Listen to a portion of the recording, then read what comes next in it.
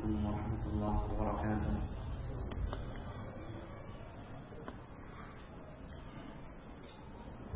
الحمد لله الذي أرسل رسوله بالهدى ودين الحق ليظهره على الدين كله وكفى بالله شهيدا. أشهد أن لا إله إلا الله وحده لا شريك له وأشهد أن محمدا عبده ورسوله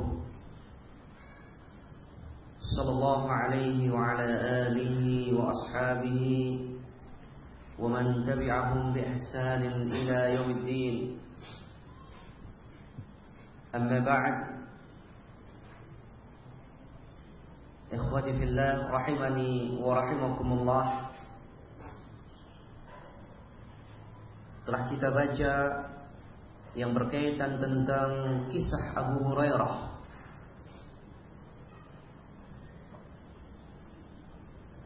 Hadis yang mengingatkan tentang keutamaan Abu Hurairah, dan juga tentunya yang paling utama mengingatkan kepada kita sebuah upaya yang harus senantiasa kita tempuh untuk orang tua kita, sehingga kebahagiaan, kedamaian bisa dirasakan secara bersama-sama, kebahagiaan yang hakiki. Oleh sebab itu, ikhwati fillah, mengharapkan kebaikan dari orang tua ketika seorang menginginkan agar kedua orang tuanya menjadi seseorang yang mustaqim, maka tentunya segala cara harus dia tempuh, baik yang bersifat duniawiyah dan tentunya juga seseorang mengharapkan dan berdoa kepada Allah Subhanahu wa taala dan selalu mendoakan semoga Allah Subhanahu wa taala memberikan cahaya hidayah kepada kita dan kedua orang tua kita.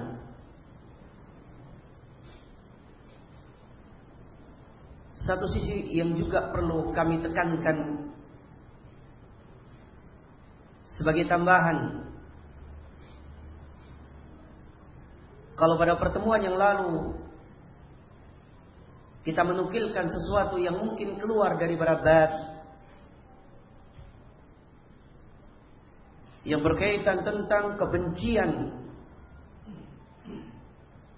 yang muncul dari segolongan orang, baik yang mengatasnamakan sebagai segolongan cendekiawan atau dari kelompok yang memang membenci para sahabat seperti Syiah, yang mana mereka berupaya untuk menorehkan tinta hitam yang berkaitan tentang perjalanan Abu Hurairah radhiyallahu taala anhu. Bahkan tidak segan-segan sebagian orang mencurigakan atau mencurigai periwayatan-periwayatan yang disampaikan oleh Abu Hurairah radhiyallahu taala anhu.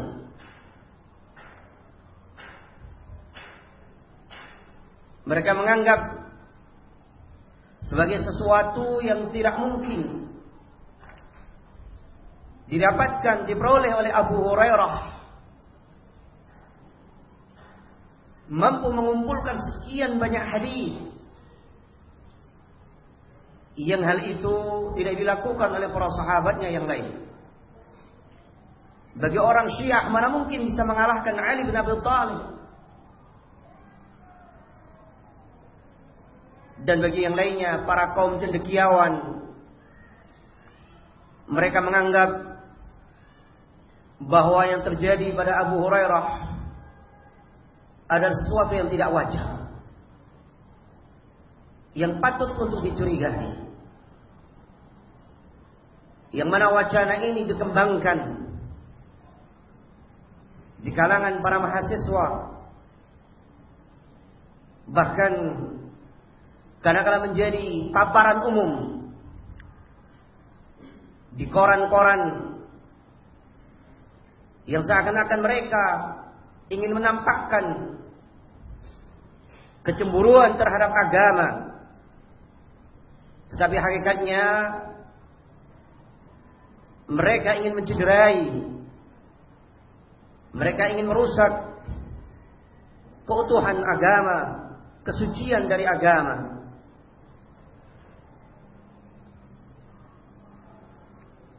Dan ikhwati fillah rahimani wa rahimakumullah, satu sisi yang aneh, para kaum cendekiawan ini yang mengatasnamakan dirinya sebagai cendekiawan, saat mereka berani melontarkan tuduhan-tuduhan yang busuk, tetapi pada sisi yang lainnya mereka melakukan pujian-pujian kepada kelompok-kelompok, bahkan kadang-kadang kepada agama-agama yang jelas kekufurannya, kekafirannya.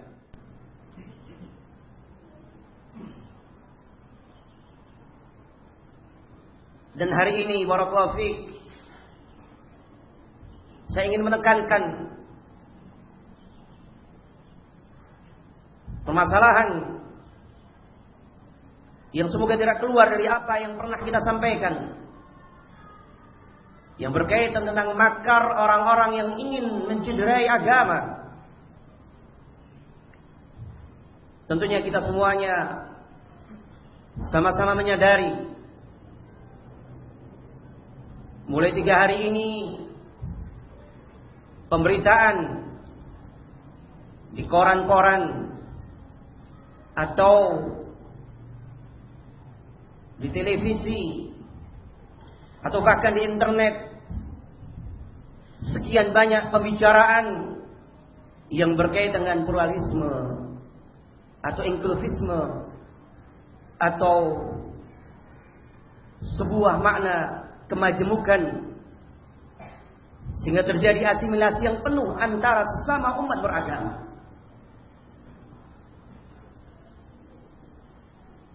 Hal ini perlu kita ingatkan, karena ini dikatakan oleh para ulama sebagai teologi kufur, teologi pluralisme merupakan teologi kekufuran kepada Allah Subhanahu wa taala, yang menyatakan bahwa kebenaran itu bukan sesuatu yang mutlak yang hanya dimiliki oleh agama kita. Bahkan pada tingkatan semua agama itu bisa diterima di sisi Allah Subhanahu wa taala dengan dalil firman-Nya, yaitu firman Allah, "Inna ad-dina 'indallahil Islam", bahwa agama yang diterima di sisi Allah adalah al-Islam. Mereka menganggap makna Islam adalah al-istislam, penyerahan diri kepada Allah. Siapapun dia, Muslimkah, Nasranikah, Yahudikah, bahkan seorang Konghucu, jikalau dia memasrahkan dirinya kepada Allah, dia yang diterima di sisi Allah. Mereka menyatakan bahwa kebenaran itu bukan sesuatu yang dimiliki oleh golongan tertentu dan kemudian kita menafikan adanya kebenaran pada agama-agama yang lain. Allahumma musta'an. Fa ya ikhwata, agama kita bukan berarti merupakan sebuah agama yang menafikan, yang meniadakan sebuah toleransi. Bahkan agama kita mengajarkan hukum bermuamalah. Jangankan kepada mereka, apa yang kita akan baca dalam Adabul Mufrad, kita ada sebuah adab interaksi kepada tumbuhan, kepada hewan-hewan, bahkan kepada seekor semut. Diajarkan kepada kita bahwa haram untuk membunuh seekor semut. Ini yang berkaitan tentang interaksi kita kepada makhluk yang tidak berakal. Bahkan sebagian kepada makhluk yang tidak bernyawa. Tumbuhan, rerumputan, ataupun yang lainnya. Apalagi yang berkaitan interaksi kepada mereka yang memiliki nyawa dan memiliki akal. Manusia. Tentunya agama kita secara sempurna memiliki bimbingan. Dan bahkan ikhwati fillah rahimani wa rahimakumullah, jangankan kepada makhluk yang nampak di mata kita, dalam Al-Quran, dalam hadis diajarkan kepada kita bagaimana kita bermuamalah dengan bangsa yang tidak nampak dengan mata kita, dengan jin yang kita tidak mampu untuk melihatnya. Diajarkan sampai pada tingkatan dikatakan oleh Rasulullah sallallahu alaihi wasallam bahwa makanan yang terbaik bagi saudara kita dari kalangan jin yang muslim adalah tulang yang dibacakan ketika orang itu saat memakan dagingnya membaca bismillah. Ketika kita memakan daging, kemudian kita membaca bismillah, ini merupakan makanan yang terbaik bagi mereka. Coba anda perhatikan interaksi muamalah. Tetapi tentunya perlu kita ingat bahwa batasan-batasan yang harus kita tegakkan adalah batasan yang ada dalam syariah.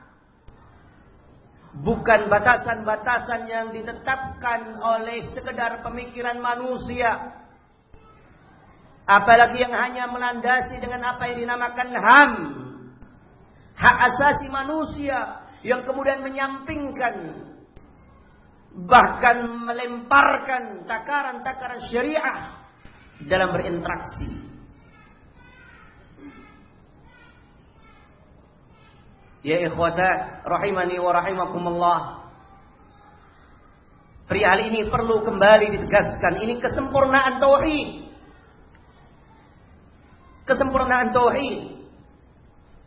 Dan ini perlu kita tegaskan. Apalagi kalau kondisinya sampai ada sebuah pertanyaan, sebagaimana disampaikan oleh Al-Ustaz tentang keadaan orang-orang ahlul kitab. Ini tentunya sebuah pertanyaan yang sangat menyedihkan. Lalu bagaimana ketika mereka harus bertemu dengan sekian banyak syubhat yang dilontarkan oleh musuh-musuh Allah Subhanahu wa taala? Wallahi, ini adalah makar yang besar. Pluralisme merupakan bentuk taghut yang mengerikan ya ikhwata. Dengan telinga kita mendengarkan sekian banyak orang terhambat dan bahkan tidak jadi untuk masuk ke agama Islam ketika telah mendengarkan sebuah ungkapan dari mereka yang menamakan dirinya sebagai jaringan Islam liberal atau jaringan intelektual muda Islam, yang mana mereka menyatakan bahwa semua agama adalah benar, bahwa semua agama itu menuju kepada sebuah poin yang sama, kepada titik yang sama, yaitu ubudiyatullah, katanya, beribadah kepada Allah. Mereka menginginkan surga sebagaimana kita juga menginginkan surga. Mereka takut kepada an-nar, kita juga takut kepada an-nar. Mereka mengakui wujudullah, kita juga mengakui wujudullah. Apa bedanya kata mereka? Harapan kita sama, tujuan kita adalah sama.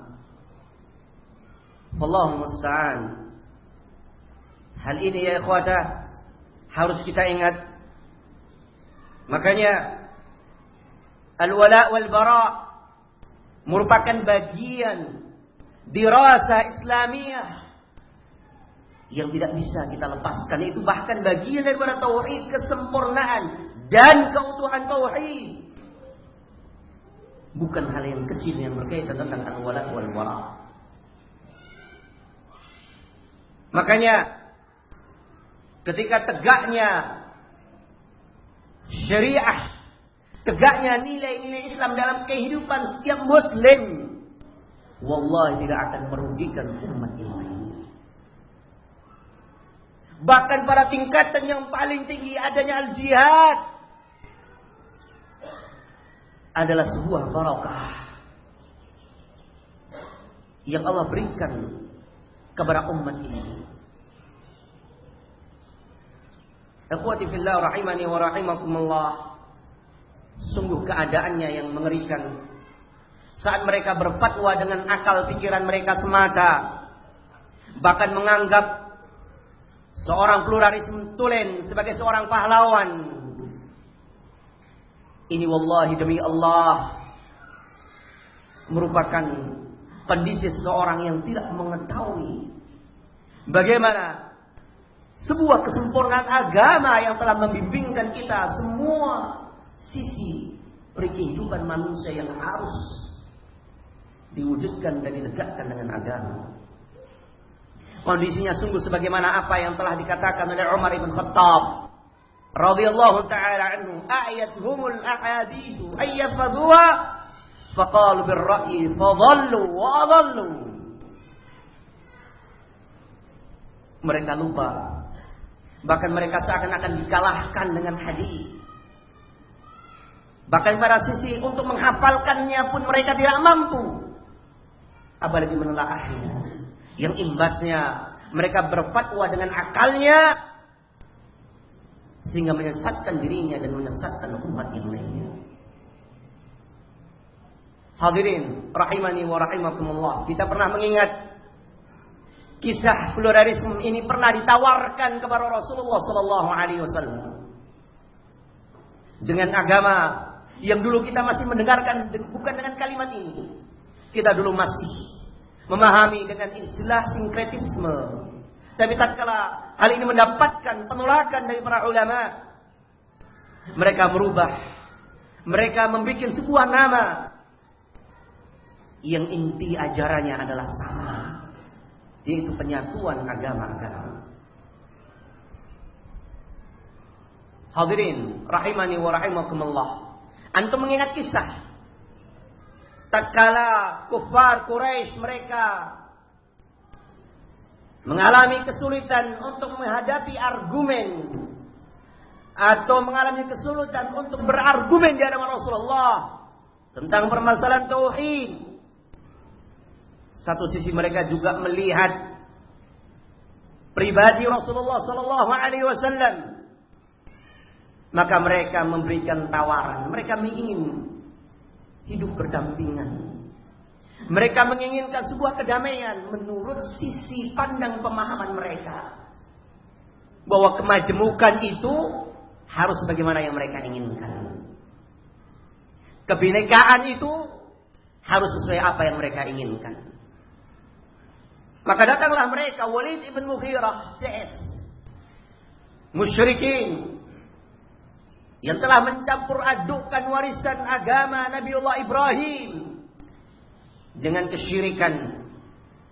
Mereka datang kepada Rasulullah sallallahu alaihi wasallam. Mereka menyatakan, ya ibnal am,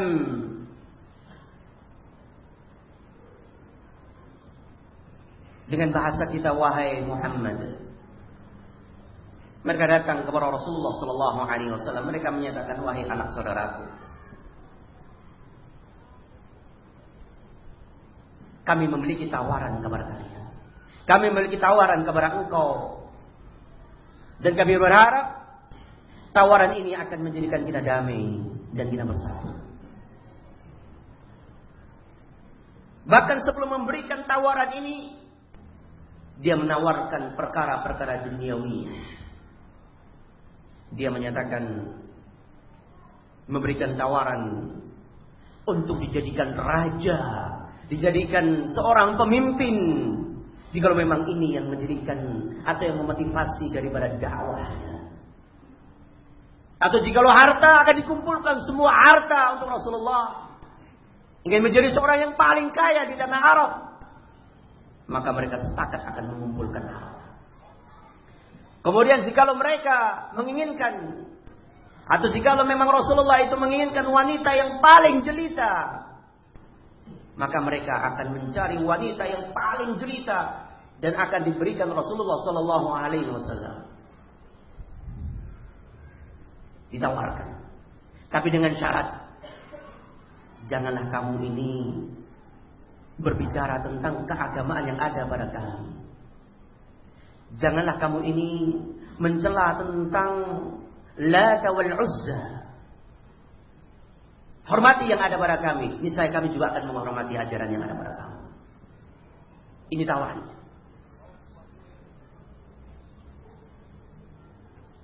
Kemudian tawaran yang selanjutnya adalah tawaran sebagaimana yang kadangkala diwujudkan oleh orang-orang sekarang. Wahai Muhammad, sudahlah, kita sepakat untuk bersatu.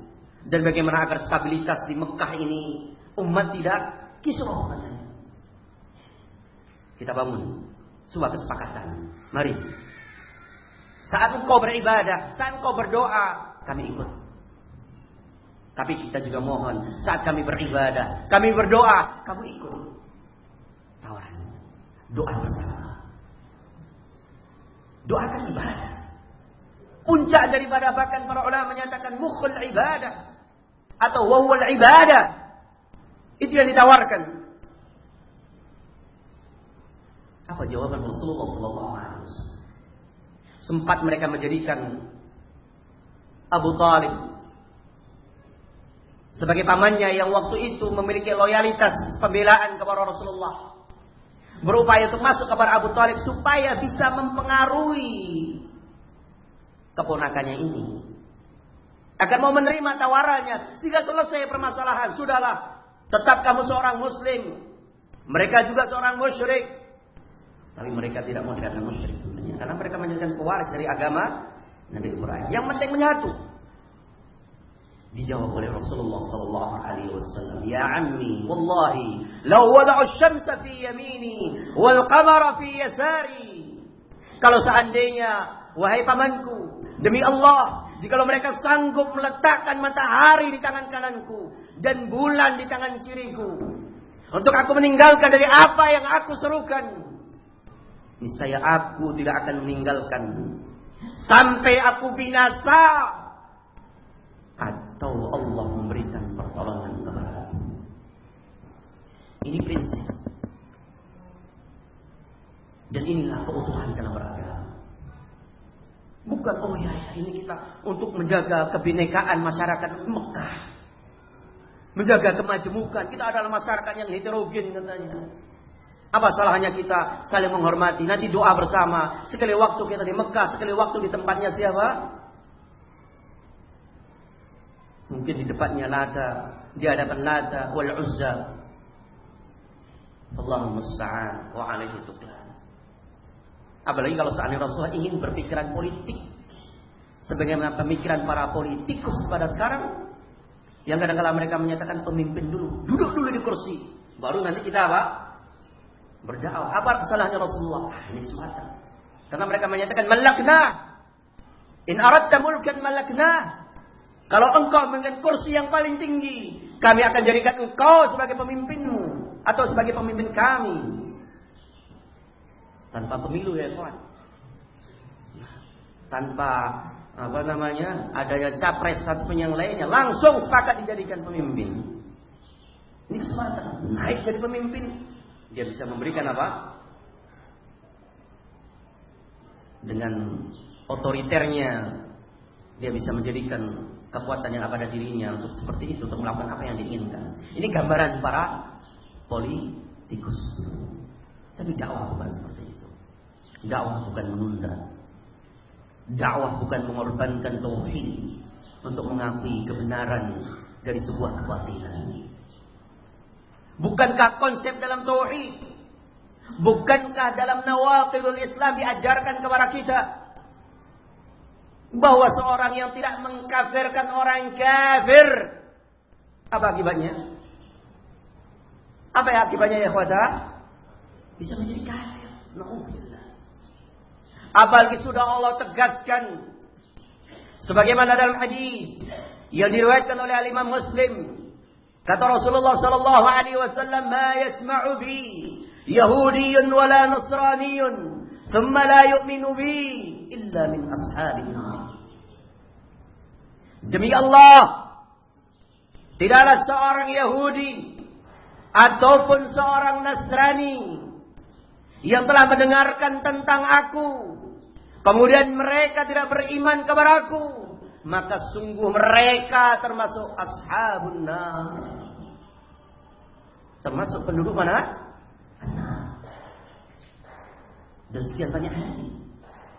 Dan apa kurangnya saat Allah Subhanahu wa taala menegaskan umpamanya tentang orang-orang Nasara. Allah katakan, "Laqad kafara alladziina qalu innallaha huwal masih ibnu Maryam."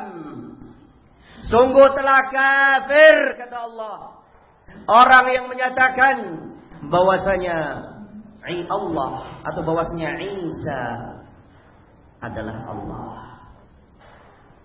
Yang menyatakan Allah juga Isa. Akidah Trinitas, akidah Tsalitsu Tsalatsah. Ini kekufuran kepada Allah. Kurang apa?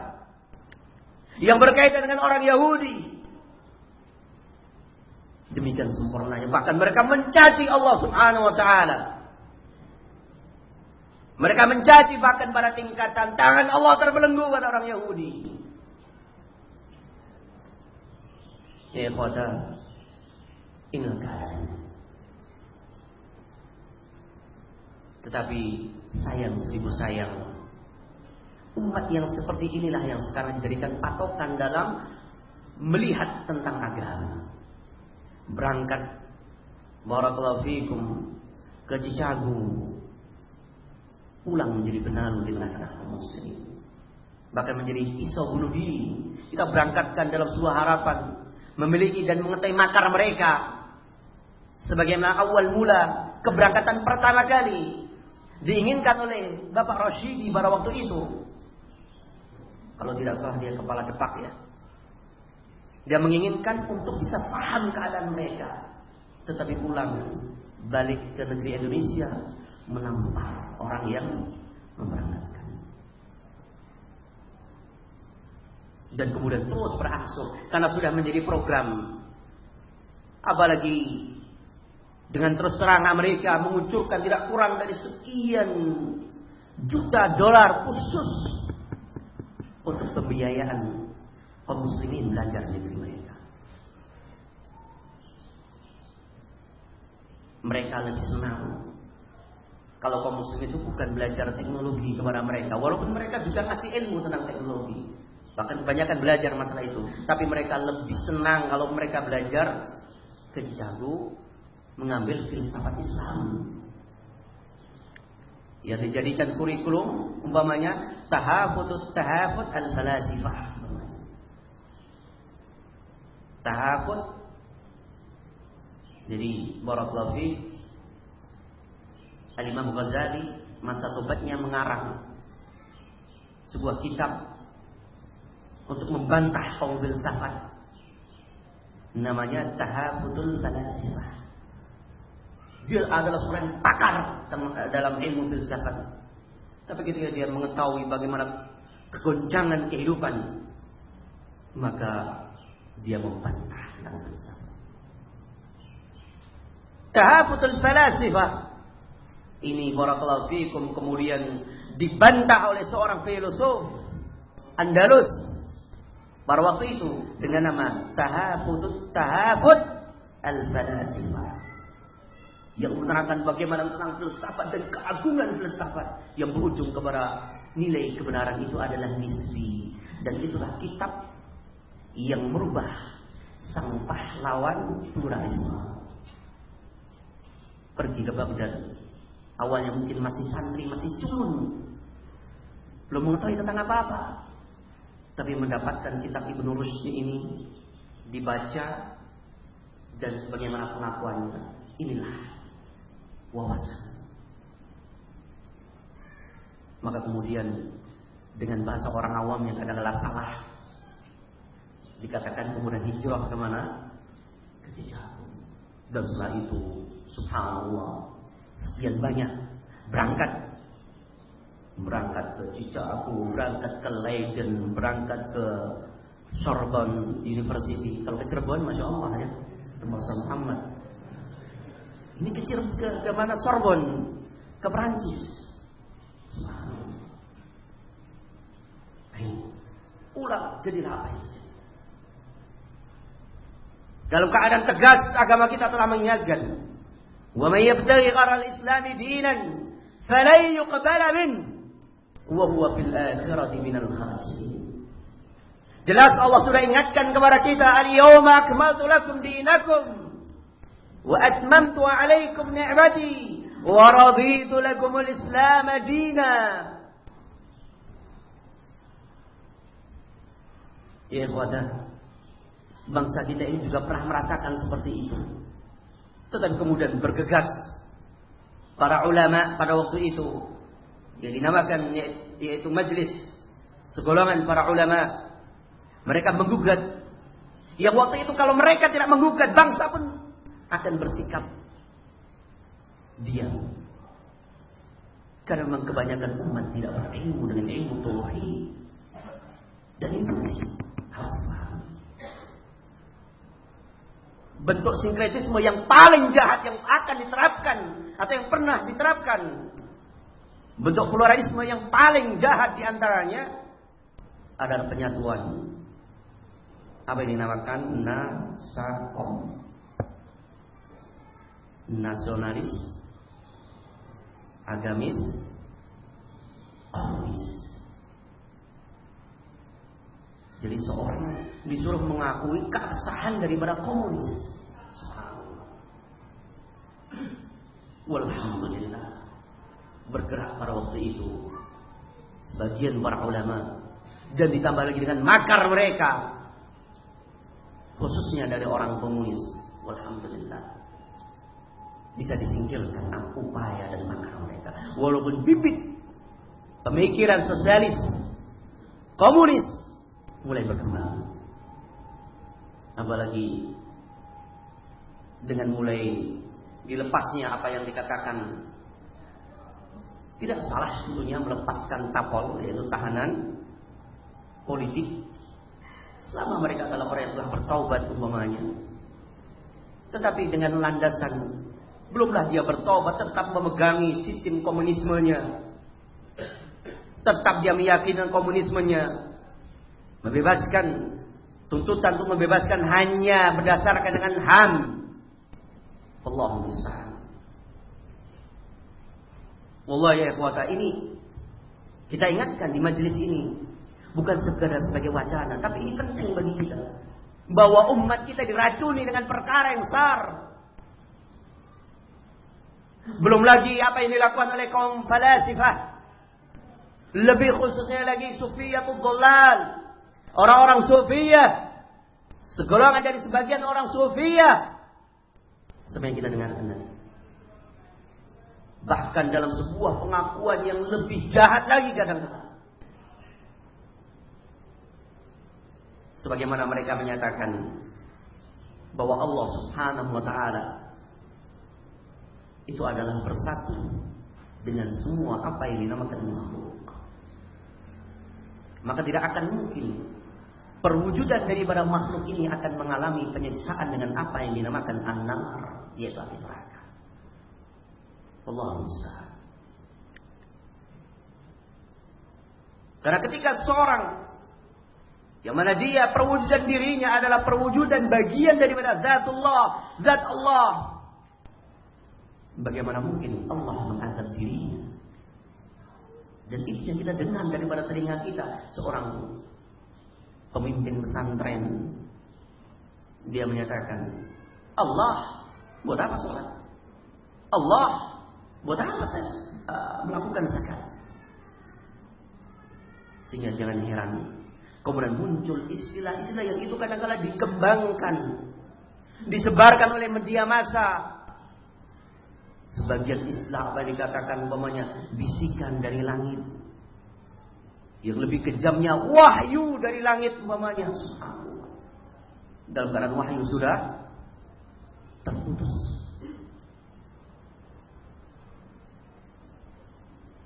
Ini yang harus kita ingat dan terus berjalan.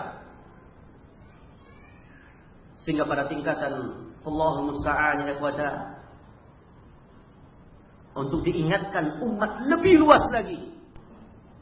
Bahkan kalau perlu barakallahu fikum diadakan kajian secara lebih detail lagi tentang bahayanya pemikiran Islam liberal. Sebagaimana kita telah semarakkan kajian untuk kita menolak pemikiran terorisme yang telah merusak sendi-sendi kehidupan, khususnya keadaan kaum muslimin. Maka lebih daripada itu juga pada saat ini untuk kita membahaskan masalahnya. Karena ini yang menina bobokan. Silakan ada tanya di khalayak ramai kuman mereka. Daripada pemikiran pluralisme, kalau kita gambar pluralisme adalah demikian, tentu mereka akan menyatakan, oh ya memang benar. Kita kan bangsa yang bermasyarakat. Kita kan bangsa timur, bukan bangsa. Ini perlu diingatkan. Sehingga tetap seorang itu memegangi persaksiannya, memegangi syahadatannya dan segala komitmennya dengan utuh, tanpa adanya kerusakan-kerusakan, tanpa ada sesuatu yang bahkan akan membatalkan keislaman.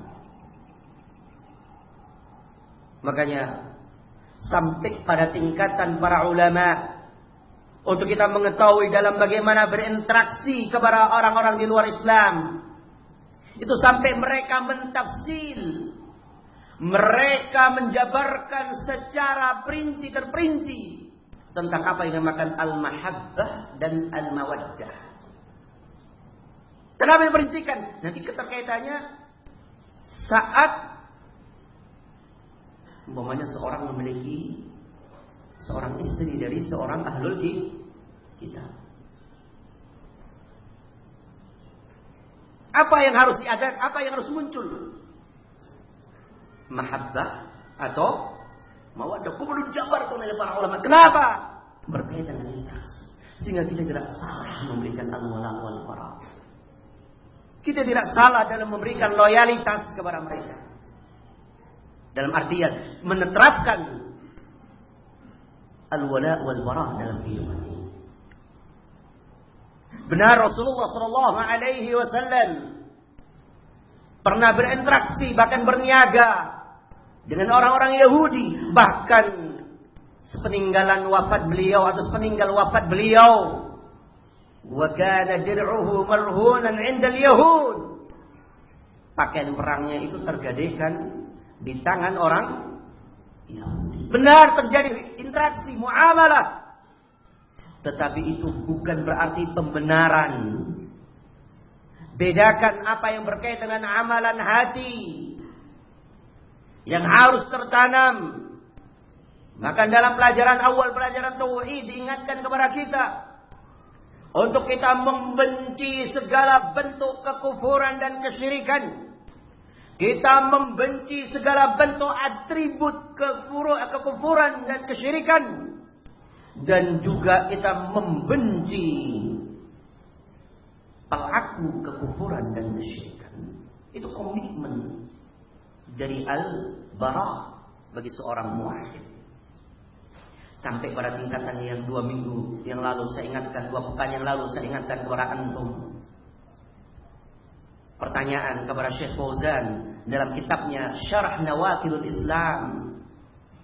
Bagaimana ketika seseorang itu mencintai, dengan bahasa mudah kita, mencintai seorang atau terkagum, bukan mencintai, yaitu dia terkagum umpamanya dengan seorang striker dari Liverpool umpamanya.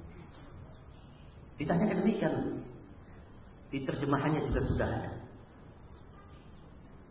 Bagaimana dia terkagum, bagaimana hukum mengagumi keterampilan mereka. Dari sisi umpamanya dia seorang pemain, seorang striker, karena waktu ditanya tentang permasalahan sepak bola, maka dijawab oleh Syekh Fauzan dengan meletakkan al-bara pada tempatnya, sampai tentunya diingatkan kepada kita, jangan sampai ada sesuatu yang menjadikan kita itu memiliki kecenderungan kepada mereka. Sampai kadang-kala yang naifnya, kadang-kala mungkin kita ingin membelikan baju untuk anak kita.